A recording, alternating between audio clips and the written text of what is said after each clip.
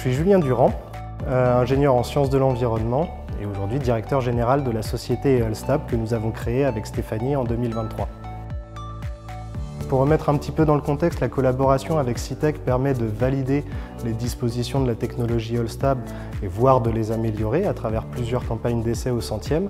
L'objectif cette année a été d'améliorer le système d'ancrage de la plateforme de sorte à répartir intelligemment les efforts dans les tendons qui sont cette fois maintenant unis. En fait, c'est un seul et même brin qui fait le tour de la plateforme sur ce système dit palonnier et qui donc permet de ramener les efforts inférieurs à 700 tonnes, donc de diviser par 10 les efforts dans ces brins qui sont maintenant interconnectés et qui permettent de remplacer l'acier par de la fibre HMPE avec un impact nettement moins grand. Le rôle des étudiants est essentiel. Nous, on leur définit un objectif et c'est à eux d'arriver à réaliser les mesures qui nous sont nécessaires. Je m'appelle Elina Descombes, je suis en 3e année à CITEC en filière génie maritime. Alors pour la partie environnementale, on sait que déjà la plateforme en béton qu'on utilise, elle va permettre d'économiser beaucoup d'eau par rapport aux éoliennes précédentes qui ont été réalisées avec de l'acier par exemple. Il y a aussi le fait qu'avec une plateforme en béton, on va pouvoir ne pas utiliser de peinture anti-fouling, en tout cas moins qu'avec l'acier.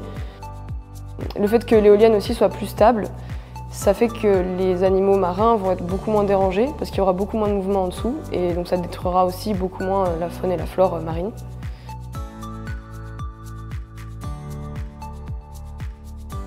En tant qu'ingénieur, nous entretenons une relation bien sûr assez étroite avec le milieu industriel et c'est dans ce cadre que nous avons développé plus particulièrement cette collaboration avec Eolstab.